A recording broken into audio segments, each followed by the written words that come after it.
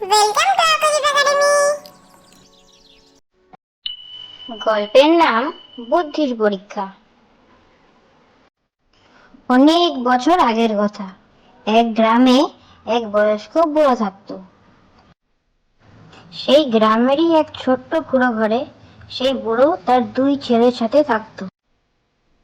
তার বড় ছেলের নাম ছিল রতন ও ছোট ছেলের নাম ছিল রঞ্জন। একদিন বুড়ো দুপুরবেলা খেতে খেতে এক কথা ভাবতে লাগলো। এখন আমার যে অবস্থা, কয়েকদিন পরে মনে হয় চলেই যাব। না, যাওয়ার আগে আমার সব সম্পত্তি উপযুক্ত ছেলেকে দিয়ে যেতে হবে।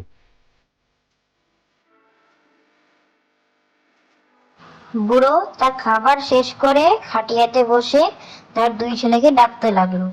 কিরে রঞ্জন, রতন, এদিকে আয় তো। হ্যাঁ বাবা, আসছি, দাঁড়াও। হ্যাঁ বাবা, আমি আসছি, দাঁড়াও দাঁড়াও। হ্যাঁ বাবা, এখন বলো কি হয়েছে, ডাকছিলে কেন? হ্যাঁ হ্যাঁ, ডাকছিলে কেন গো? তোমাদের দুজনকে আমি 1 পয়সা করে দিচ্ছি। যে এই 1 পয়সার এমন কিছু জিনিস কিনে আনতে পারবে যাতে আমার এই ছোট্ট পরিবারটি ভরে যায়, তাকেই আমার সব সম্পত্তি দিয়ে যাব। বাবার সম্পত্তি তো আমি নিব, আমি গেলাম বাজারে। সম্পত্তি কে নেবে তা তো দেখাই যাবে। এইবার বোঝা যাবে কে বেশি উপযুক্ত। এই হলো আমার বুদ্ধির পরীক্ষা। বাজারে যাচ্ছি তো বটে, কিন্তু 1 টাকায় এমন আর কি পাওয়া যাবে যাতে বাবার সম্পূর্ণ ঘর ভরে যায়? কি নেওয়া যায়, কি নেওয়া যায়? কিছু তো ভেবেই পাচ্ছি না, কি করব যে। ভাবতে হবে কি নেওয়া যায় যাতে বাবার সম্পূর্ণ কুঁড়ে ঘর ভরে যায়। এমন কি আছে? উম, উম, ও, বুঝে গেছি, ঠিক আছে, এবার তো এই শর্ত আমি জিতবো।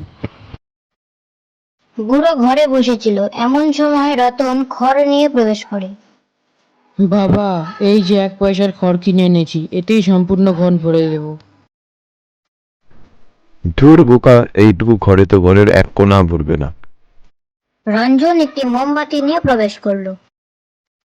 এই যে বাবা, আমি 1 পয়সা দিয়ে একটা মোমবাতি কিনে নিয়েছি, এর আলোতে সম্পূর্ণ ঘর ভরে যাবে। এই যে আমার উপযুক্ত ছেলে, তুমিই হবে আমার সম্পূর্ণ সম্পত্তির মালিক। আর এইভাবেই তার ছোট ছেলে রঞ্জন পাশ করে বুড়োর বুদ্ধির পরীক্ষা।